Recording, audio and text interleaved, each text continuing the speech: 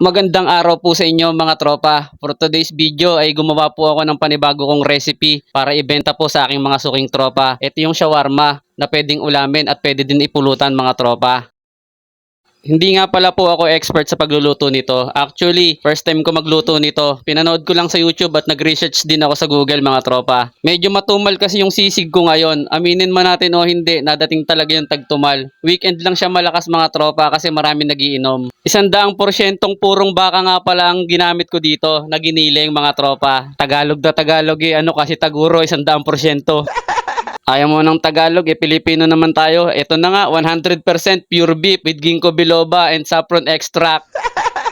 At tapos ko na nga pala dito lutuin yung ating giniling na baka mga tropa. Magluluto naman tayo ngayon ng dilaw na piniritong kanin mga tropa. Gumamit na nga pala ako dito ng fried garlic para mabilis maluto yung ating piniritong kanin mga tropa. At yung pinangkulay natin dito mga tropa ay yung turmeric powder. At hindi nga pala siya matatawag na shawarma kung wala siyang pipino, kamatis, tsaka sibuyas. Hindi nga pala order tong piniprepare ko ngayon, kundi tanghalian ni Mrs. Ihahatid ko sa kanya ito mamaya. At siguradong mapaparami na naman ang kain niya nitong tanghalian na to mga tropa. At pagkatapos ko nga pala ibalo tong tanghalian ni Mrs. Ipaghahain ko naman tong bunso kong anak, ipapatikim ko din sa kanya tong shawarma rice na to mga tropa. At ayun, hindi mo na makausap, mukhang sarap na sarap talaga siya mga tropa. Para dun sa mga gusto umorder, PM nyo lang ako. Maraming salamat po mga tropa.